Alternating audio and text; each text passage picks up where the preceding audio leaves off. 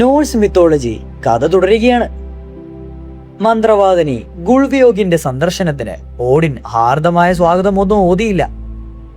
സ്വർണത്തോടുള്ള അവളുടെ കമ്പവും മ്ലേച്ഛമായ അത്യാർത്ഥിയുമല്ലാതെ മറ്റൊന്നുമില്ലാതിരുന്ന അവളുടെ ഭാഷണം അത്യന്തം വെറുപ്പോടെയാണ് ഓഡിനും സഭാവാസികളായ മറ്റ് എയ്സർമാരും കേട്ടിരുന്നത്.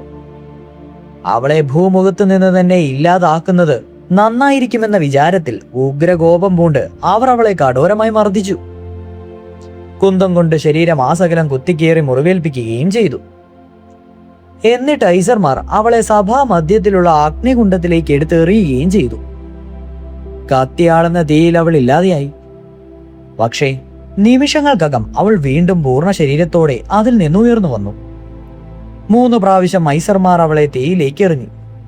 3 തവണയും അവൾ അഗ്നിയെ തോൽപ്പിച്ച് പഴയ രൂപത്തിൽ മടങ്ങിയെത്തി. പിന്നീട് എവിടെയെല്ലാം അവൾ ചെന്നിട്ടുണ്ടോ എല്ലായിടവും അവൾക്ക് പ്രാബല്യമായിരുന്നു. ഏത് സഭയിലും അവിടെയൊക്കെയും അവൾ മറ്റൊരു പേരിൽ അറിയപ്പെട്ടു. അത്ഭുത പ്രയുക്തമായ ഭീതിയാൽ ഐസർമാരും അവരുടെ സേവകരും മിന്നൽ പോലെ ക്ഷണപ്രഭമായ അവളെ ഹെയ്ഡ എന്ന് നാമകരണം ചെയ്തു വിളിച്ചു. അവൾ ഒരു പ്രവാചകയായിരുന്നു. മാന്ത്രിക വടി ചുഴറ്റി എല്ലാറ്റിനെയും അവൾ വശീകരിച്ചു. മായാനിദ്രയിൽ വീഴ്ത്തുകയും ചെയ്തു. ശാപം അങ്ങോട്ട് വിതച്ചു. ദുർമന്ത്രവാദത്തിന്റെയും ആചാരിയാണവൾ. ദുഷ്ടാചാരിയായ ഓരോ സ്ത്രീയുടെയും ചിത്തമോദം. ഗുൾവയോഗിന്റെ സ്വർണ്ണ ദുരാർത്തിയിൽ ഐസർമാർ കോപാരിഷ്ടരായി അവളെ ആഗ്നയിലെറിഞ്ഞ കഥയറിഞ്ഞപ്പോൾ വാനർമാരുടെ കോപം ആളിക്കത്തി. പകരം വീട്ടുമെന്ന് ശപഥം ചെയ്തവർ യുദ്ധത്തിന് തയ്യാറെടുക്കുകയായി. വാൽസ്കാഫിലെ ഉന്നത പീഠത്തിലിരിക്കുന്ന ഓഡിൻ നിസാര കാര്യങ്ങൾ ഉൾപ്പെടെ എല്ലാം സൂക്ഷ്മമായി ശ്രദ്ധിക്കുന്നുണ്ടായിരുന്നു. എയ്സർമാരും അവരുടെ യുദ്ധക്കോപ്പുകൾ സജ്ജമാക്കി തയ്യാറായിരുന്നു. താമസിയാതെ ഇവർ പരസ്പരം യുദ്ധം ചെയ്യുവാൻ തുടങ്ങി. വാനർ സൈന്യത്തിന് നേരെ ഓഡിൻ കുന്തം പായിച്ചു. ലോകത്തെ ആദ്യ യുദ്ധം ഇവിടെ ഇങ്ങനെ ആരംഭിക്കുകയായി. ആദ്യഘട്ടത്തിൽ വാനർമാർ വിജയം നേടി. ആഭിചാര ക്രിയകൾ പ്രയോഗിച്ചവർ ആസ്ഗാർഡിന്റെ കൂറ്റൻ കോട്ട നിലംപരിശാക്കി. എന്നാൽ ഐസർമാർ മുന്നേറി തിരിച്ചടിച്ച് വാനർമാരുടെ കേന്ദ്രമായ വാൻഹേമിൽ വൻ നാശനഷ്ടങ്ങൾ ഉണ്ടാക്കി. അങ്ങോട്ടും ഇങ്ങോട്ടുമുള്ള ഈ വാശിയേറിയ ഏറ്റുമുട്ടൽ ഏറെക്കാലം തുടർന്നു. ഒടുവിൽ ആർക്കും വിജയിക്കുവാനാവില്ലെന്ന് ഇരു കൂട്ടർക്കും ബോധ്യപ്പെട്ടു. ഇരു കൂട്ടർക്കും യുദ്ധം ഒരു ശല്യമായി തീർന്നു. നിഷ്ഫലമായ ഈ പ്രക്ഷുബ്ധ അവസ്ഥയെക്കാളും നല്ലത് ഒരു പരസ്പര സന്ധിയാണെന്ന് അവർ മനസ്സിലാക്കി. അതിന്റെ ഉടമ്പടി വ്യവസ്ഥകൾ ചർച്ച ചെയ്യുന്നതിനായി ഇരു കൂട്ടരും ഒത്തുകൂടി. യുദ്ധത്തിന്റെ മൂലകാരണങ്ങളെപ്പറ്റിയും ഏതെങ്കിലും ഒരു ഭാഗത്തു നിന്നുള്ള പ്രകോപനമോ അതോ ഇരുഭാഗക്കാരും ഈ പോരിന് ഉത്തരവാദികളാണോ എന്നൊക്കെ അവർ ചർച്ച ചെയ്തുകൊണ്ടേയിരുന്നു. കൂടിയ ആലോചനകളുടെ അന്ത്യത്തിൽ ഐസർമാരും വാനർമാരും സമാധാന സൗഹാർദ്ദത്തിൽ തുടരാമെന്നും അതിന് തെളിവായി ഇരുകൂട്ടത്തിലെയും നേതാക്കന്മാരെ പരസ്പരം കൈമാറ്റം ചെയ്യുമെന്നുള്ള ദൃഢധാരണ രൂപപ്പെട്ടു. അപ്രകാരം വാനർ കൂട്ടത്തിൽപ്പെട്ട 2 പ്രമുഖരായ നോഡും അയാളുടെ മകൻ ഫ്രെയറും ആസ്ഗാർഡ് ഭാഗത്തിലേക്ക് അയക്കപ്പെട്ടു. നോർദിന്റെ പുത്രി ഫ്രേയയും വാനർ കൂട്ടത്തിലെ ഏറ്റവും വിവേകി എന്ന് കരുതപ്പെടുന്ന കപ്സിറും അവരോടൊപ്പം യാത്രയ്ക്ക് കൂടി. എയ്സർമാർ അവരെയെല്ലാം സ്വാഗതം ചെയ്തു സ്വീകരിച്ചെങ്കിലും ഫ്രെയറും ഫ്രിഡ്ജയും നോർദിന് അയാളുടെ സഹോദരിയുള്ള സന്താനങ്ങളാണെന്ന വസ്തുത അവരിൽ വെറുപ്പുളവാക്കി. ബലികർമ്മങ്ങളിൽ മേൽനോട്ടം വഹിക്കുന്ന ഉന്നത പുരോഹിതരായി അവർ നോർദിനെയും ഫ്രെയറെയും നിയമിച്ചു. ഫ്രേയെ ബലികർമ്മ പുരോഹിതയായും പ്രതിഷ്ഠിക്കുകയും ചെയ്തു. വാനോഹയമിൽ പരക്കെ പ്രചാരത്തിലുള്ളതും സാമാന്യ ഉപയോഗത്തിലുള്ളതുമായ സകല ആഭിചാര കർമ്മങ്ങളും താമസിയാതെ അവർ ഐസർമാരെ പഠിപ്പിച്ചു. ഐസർമാർ അവരുടെ കൂട്ടത്തിൽ നിന്ന് നീളൻ കാലുകളുള്ള ഹോണിറിനെയും ബുദ്ധിമാനായ മിമിറിനെയും വാനഹാമിലേക്ക് അയച്ചു. ഹോണിർ ബലിഷ്ഠഗാത്രനും സൗന്ദര്യവാനുമായിരുന്നു. ശരിക്കും ഈ ചുട്ട ഒരാൾ. യുദ്ധമുഖത്തും സമാധാന വർഹത്തിന് തത്വത്തിലും അയാൾ അസൂയാർഹമായ മുതൽക്കൂട്ടായിരിക്കുമെന്ന് ഐസർമാർ കരുതി. ക്വസറിനെ പോലെ തന്നെ മിമിറും ബുദ്ധിവൈഭവത്തിലും ജ്ഞാനത്തിലും ഒട്ടും പുറകിലായിരുന്നില്ല. വാനർമാർ ഇവരെ 2 ആളെയും സ്വീകരിച്ച് സ്വാഗതം ഓതി. ഉടൻ തന്നെ അവൾ ഹോണറിനെ അവരുടെ നേതാക്കളിൽ ഒരാളായി അവരോധിച്ചു. ഏത് സങ്കീർണ പ്രശ്നഘട്ടത്തിലും തന്ത്രപരമായ ഉപദേശം കൊണ്ട് ഹോണറിനെ സഹായിക്കുവാൻ സദാ സന്നഹിതനായ അയാളുടെ വലങ്കൈയായി മിമിർ നിലം കൊണ്ടു. ഒരുമിച്ച് നിൽക്കുമ്പോൾ മറ്റൊരാൾക്കും ഇവരെ പരാജയപ്പെടുത്തുവാനാവില്ല. എന്നാൽ ഏതെങ്കിലും കാരണവശാൽ ഇവർ ഒറ്റതിരിഞ്ഞാൽ കാര്യങ്ങളെല്ലാം അവതാളത്തിലാകുമായിരുന്നു. സഭാ സമ്മേളനങ്ങളിൽ ഒറ്റയ്ക്ക് നിലനിൽക്കുമ്പോൾ ഏതെങ്കിലും കാര്യത്തിൽ അഭിപ്രായം ആരാഞ്ഞാൽ ഹോണിർ എപ്പോഴും മറ്റുള്ളവർ തീരുമാനിച്ചോട്ടെ എന്ന് പതിവ് മറുപടിയാണ് പറഞ്ഞിരുന്നത്. എയ്സർമാർ തങ്ങളെ പറ്റിക്കുകയായിരുന്നെന്നും നേതാക്കളെ പരസ്പരം കൈമാറ്റം ചെയ്ത പ്രക്രിയ തങ്ങൾക്കൊരു നഷ്ടക്കച്ചവടമായിരുന്നുവെന്നും വാനിർമാർ സംശയം പൂണ്ടു. ഈ സംശയം കോപമായും അതിവേഗത്തിൽ പ്രതികാര ചിന്തയായും രൂപപ്പെട്ടു. അവർ വിജ്ഞാനിയായ മിമ്മറിനെ ആക്രമിച്ച് വീഴ്ത്തി അയാളുടെ ശിരസ്സറുത്തെടുത്തു. നമുക്കായി അയാളെ ഏറെ കരുതലോടെ ചിന്തിച്ച് അയച്ചു തന്ന ഓടിനും ഐസർമാർക്കും അത് തിരികെ എത്തിച്ചു കൊടുക്കുവാൻ അവർ അവരുടെ ദൂതനെ ഏർപ്പാടാക്കി. മിമറിന്റെ ശിരസ് ഓടിൻ പ്രിയങ്കരമായി കാത്തു സൂക്ഷിച്ചു. ഒരിക്കലും യാതൊരു ക്ഷതവും ഏൽപ്പിക്കാതിരിക്കുവാനായി ഔഷധ സസ്യങ്ങളുടെ ഇലകളിൽ അത് മൂടിവെച്ചു. എന്നിട്ട് മന്ത്രഗീതികൾ ഉരുവിട്ട് മിമറിന്റെ ശിരസിന് സംസാരശേഷി പകർന്നു. അങ്ങനെ മിമറിന്റെ ജ്ഞാനം മുഴുവൻ മറ്റാരും ഗ്രഹിച്ചിട്ടില്ലാത്ത ഒട്ടനവധി സത്യദർശനങ്ങൾ ഓടിനിലേക്ക് സന്നിവിശേഷിക്കപ്പെട്ടു. സുവർണയുഗത്തിന്റെ സുദീർഘ സംവത്സരങ്ങൾ കടന്നുപോയിട്ടും കാലം ഇപ്പോഴും അതിന്റെ പൂർവ്വവേളയിൽ തന്നെയായിരുന്നു. എയ്സർമാരുമായുള്ള രൂക്ഷ യുദ്ധത്തിൽ വാനർമാർ തങ്ങളുടെ ഐന്ദ്രജാലിക പോരാട്ടം കൊണ്ട് ഐസ്ഗാർഡിന്റെ കൂറ്റൻ കോട്ട നിലംപരിശാക്കി. വളരെ കാലത്തിന് ശേഷവും അത് വലിയ മുഴുക്കുറുപ്പൻ കാക്കകളുടെയും കഴുകന്മാരുടെയും വാസകേന്ദ്രമായി ഇടിഞ്ഞു പൊളിഞ്ഞ് ചിതറിക്കിടക്കുന്ന കരിങ്കല്ലുകളുടെ ഒരു വളയം മാതിരി ഉപേക്ഷിക്കപ്പെട്ട നിലയിൽ കിടന്നു. ശത്രുക്കളുടെ ആക്രമണത്തിൽ നിന്ന് തങ്ങളെ തന്നെ രക്ഷിച്ചു നിർത്തുവാൻ കോട്ട പുനർനിർമ്മിക്കേണ്ടതിന് അത്യന്തം ഉപേക്ഷിക്കുന്നവരാണെന്നും ആകുലപ്പെട്ടിരുന്നുവെന്നും ഇത്രയും ഭാരിച്ച ഉത്തരവാദിത്തം ചുമലേറ്റുവാൻ ആരും മുതിർന്നുണ്ടാകുകയില്ല.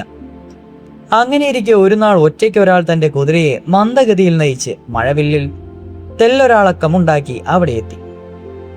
കാവലാളായ ഹെയിംഡൾ അയാളെ അവിടെ തടഞ്ഞു നിർത്തി. എനിക്ക് ദേവന്മാരുടെ കാര്യം ഉണർത്തിക്കുവാനുണ്ട്, ഹെയിംഡൾ പറഞ്ഞു. കാര്യം എന്താണെന്ന് എന്നോട് പറഞ്ഞാലും.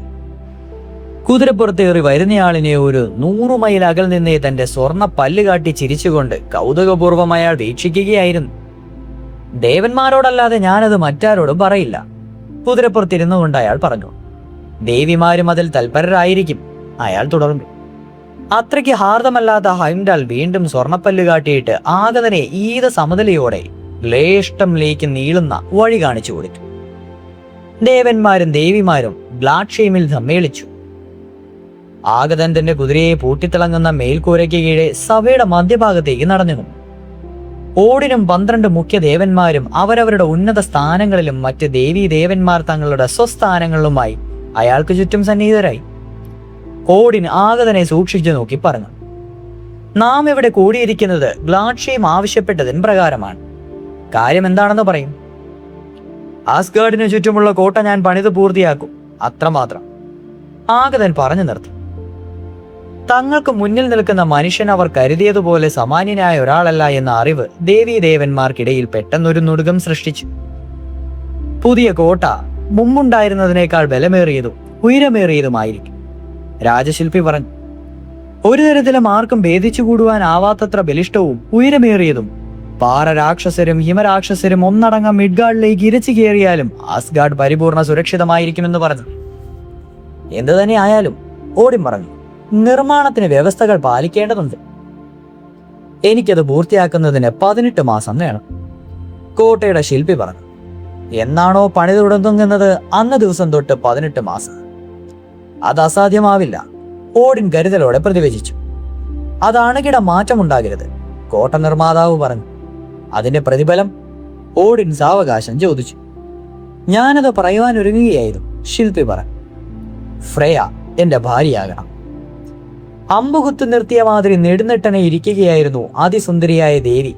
ഒന്നിളകിയപ്പോൾ അവളുടെ ബ്രിസംഗസ് നെക്സലും കൈവിളകളും സ്വർണ്ണ സൂച പതക്കങ്ങളും വസ്ത്രങ്ങളിൽ പാകിയ സ്വർണ്ണ നൂലുകളും തെല്ലുന്നി. അതിൽ നിന്ന് ഉജ്ജ്വല ശോഭ ചിതറുന്നു. ഫ്രെഗ്, നന്ന, ഏയർ, സിഫ് എന്നിവരെക്കാളും ദേവിമാരിൽ ഏറ്റവും സുന്ദരിയായ പൂർണ്ണ സൗന്ദര്യത്തിന്റെ മൂർത്തി ഭാവമായ ഫ്രയയെ ഓടിൻ മാത്രമാണ് നേരിട്ട് മുഖത്തോട് നോക്കിയിട്ടുള്ളത്. അവൾ നിവർന്നിരിക്കവേ അവിടെ കൂടിയിരുന്ന ക്ഷുഭിതരായ ദേവന്മാർ കൈകൾ ഉയർത്തി കോട്ട നിർമ്മാണത്തിനെത്തിയ ആളിനെ പരിഹസിക്കുകയും അയാളെ ഉടൻ ജോലിയിൽ നിന്ന് റദ്ദ് ചെയ്യണമെന്നും ആക്രോശിച്ചു. അത് അസാധ്യമാണ്, ഓടിൻ ഉച്ചത്തിൽ പറഞ്ഞു. നമുക്കിതിവിടെ അവസാനിപ്പിക്കാം. എനിക്കത് മാത്രം പോരാ, സൂര്യനെയും ചന്ദ്രനെയും കൂടി കിട്ടണം. കോട്ട കെട്ടുകാരൻ പറഞ്ഞു. ഫ്രയ, സൂര്യൻ, ചന്ദ്രിക, അതാണ് എന്റെ പ്രതിഫലം. ഈ കോലാഹലത്തിനിടയിൽ നിന്ന് ലോക്കിയുടെ ശബ്ദമുയർന്നു. എല്ലാ ആശയങ്ങൾക്കും അതിൻ്റെതായ ഗുണദോഷങ്ങളുണ്ടാകും. ഈ തിടുക്കത്തിൽ അതിനെ തള്ളിക്കളയരുത്. ദേവന്മാരെല്ലാം ഫാർഭൗതി രാക്ഷസന്റെ പുത്രനായ ഈ കുബുദ്ധിക്കാരന്റെ മനസ്സിൽ ഇത് പറയുമ്പോൾ എന്താണെന്നുള്ളത് വിസ്മയപ്പെട്ട അയാളെ നോക്കിക്കൊണ്ടിരിക്കുകയാണ്. നാം ഈ പ്രവർത്തന പദ്ധതിയെക്കുറിച്ച് ആലോചിക്കേണ്ടിയിരിക്കും, ലോക്കി യുക്തിപൂർവം പറഞ്ഞു. ചെറുതല്ലാത്ത പ്രതിഫലമാണ് നാം നമ്മുടെ അതിഥിക്ക് വാഗ്ദാനം ചെയ്തത്. അങ്ങനെ കോട്ട നിർമ്മാതാവിനോട് ഗ്ലാഡ്ഷെയിമിന് പുറത്തേക്ക് മാറി നിൽക്കുവാൻ പറഞ്ഞിട്ട് ദേവന്മാർ കൂടിയാലോചന നടത്തി. ദേവന്മാർ ഈ പദ്ധതി തീട്ടിക്കത്തിൽ അങ്ങോട്ട് ആലോചന നടത്തി.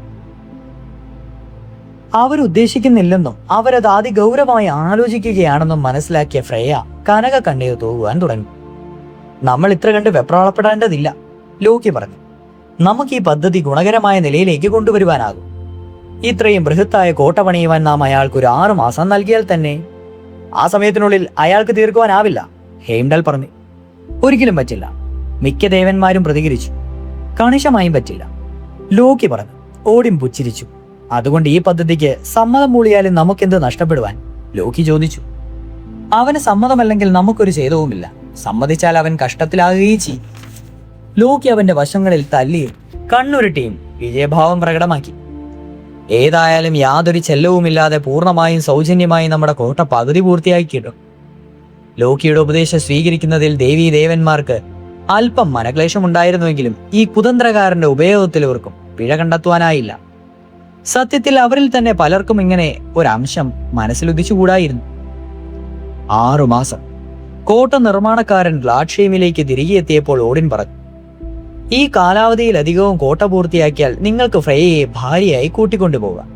കൂടാതെ സൂര്യനെയും ചന്ദ്രികയും നിങ്ങൾക്കൊപ്പം കൂട്ടാം 6 മാസത്തിനുള്ളിൽ. കോട്ട കെട്ടുകാരൻ തലയാട്ടി. പക്ഷെ ഓഡിൻ തുടർന്നു, നാളെ ശൈത്യകാലത്തിന്റെ ആരംഭ ദിനമാണ്. കോട്ട പണിയുവാൻ നിങ്ങളെ സഹായിക്കുന്നതിന് മറ്റാരും ഉണ്ടാകില്ല എന്ന് നിങ്ങൾ സമ്മതിക്കണം. വേനൽക്കാലത്തിന്റെ ആരംഭ ദിനത്തിൽ കോട്ടയുടെ ഏതെങ്കിലും ഭാഗം പണി പൂർത്തിയാകാതെ അവശേഷിക്കുന്ന പക്ഷം നിങ്ങൾക്ക് കിട്ടേണ്ട പ്രതിഫലം നഷ്ടപ്പെടുന്നതാണ്. ഇതൊക്കെയാണ് ഞങ്ങളുടെ വ്യവസ്ഥകൾ, മറ്റൊന്നും തന്നെയില്ല.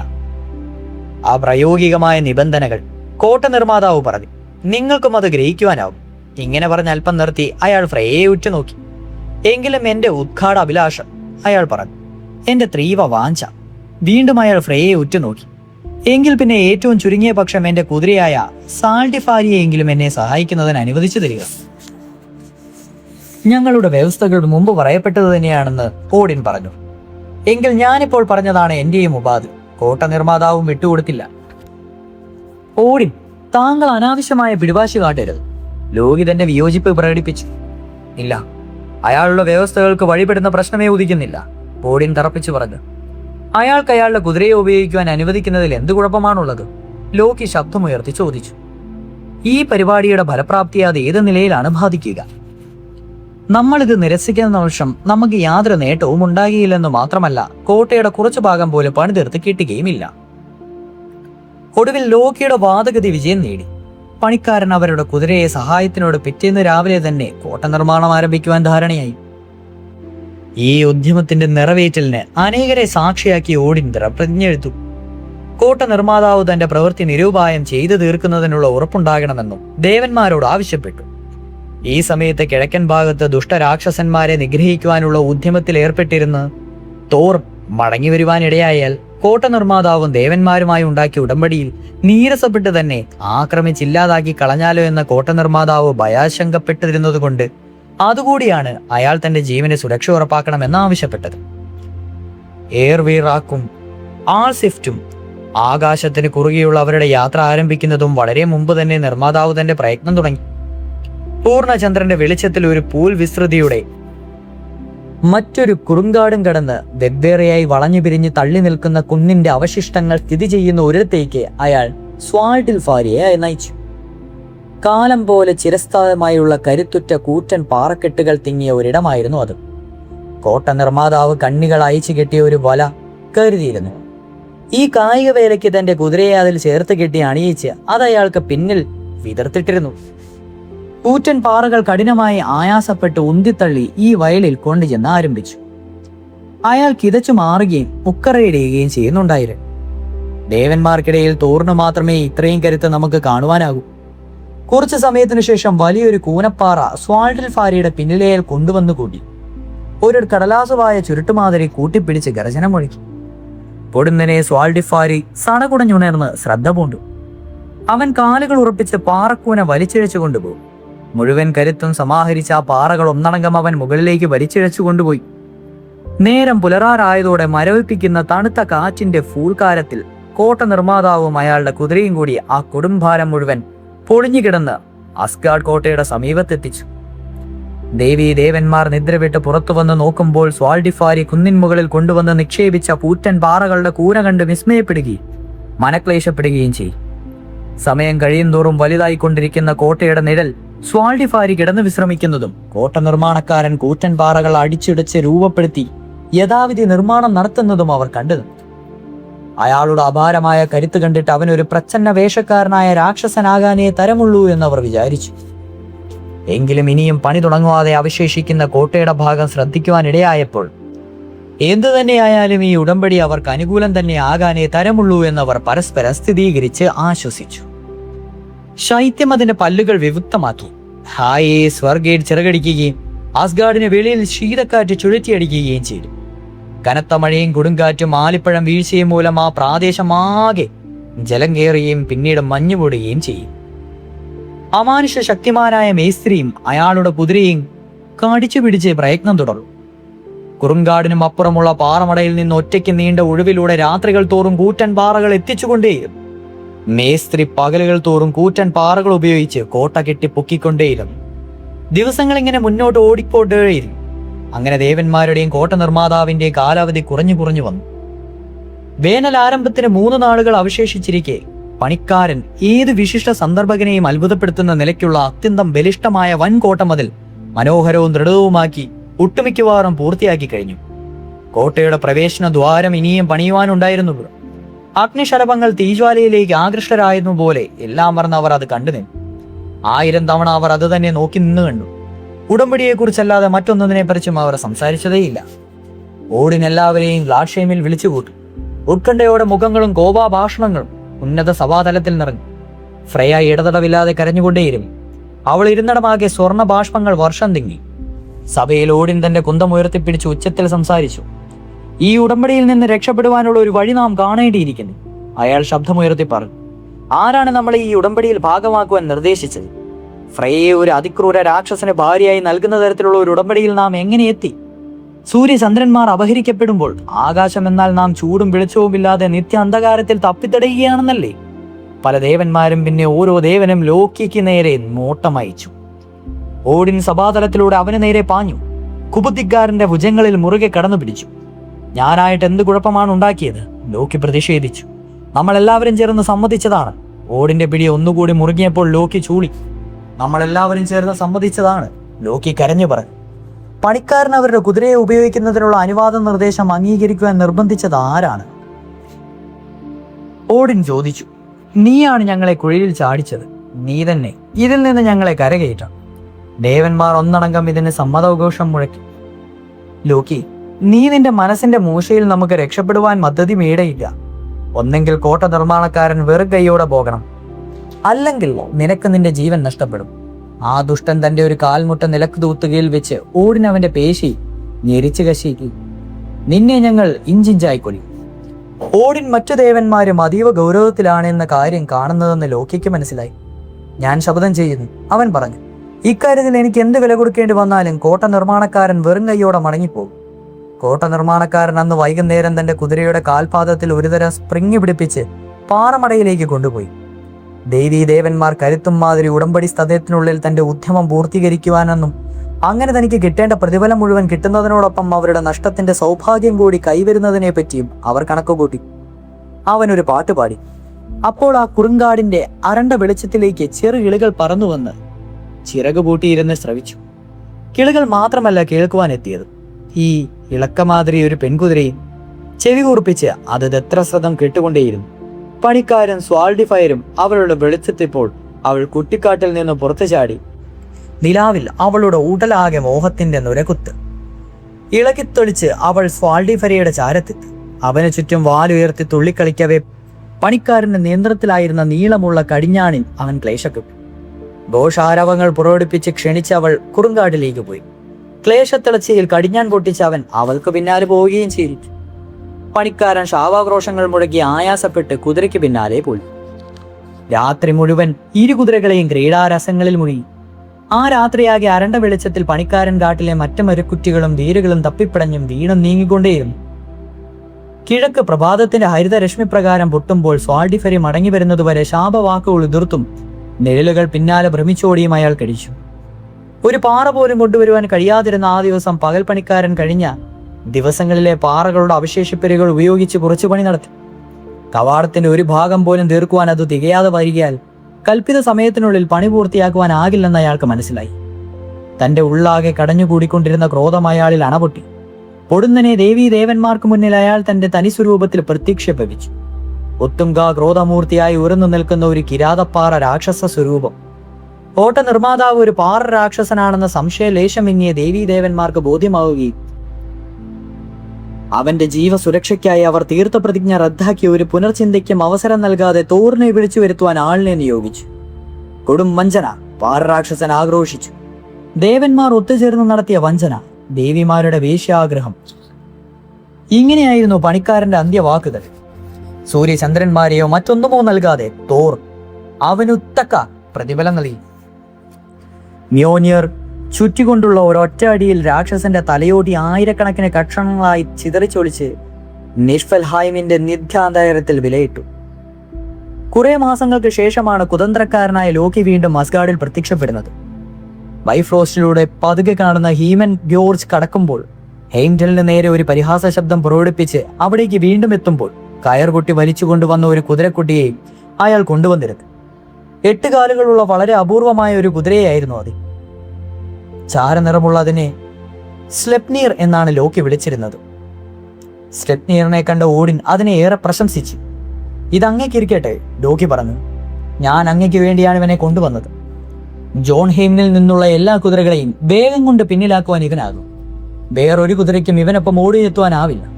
ഓഡിൻ തന്റെ ഊഷ്മളമായ നന്ദി ലോക്കിയെ അറിയിക്കുകയും ആസ്ഗാർഡിലേക്ക് അവനെ സ്വാഗതം ചെയ്യുകയും ചെയ്തു.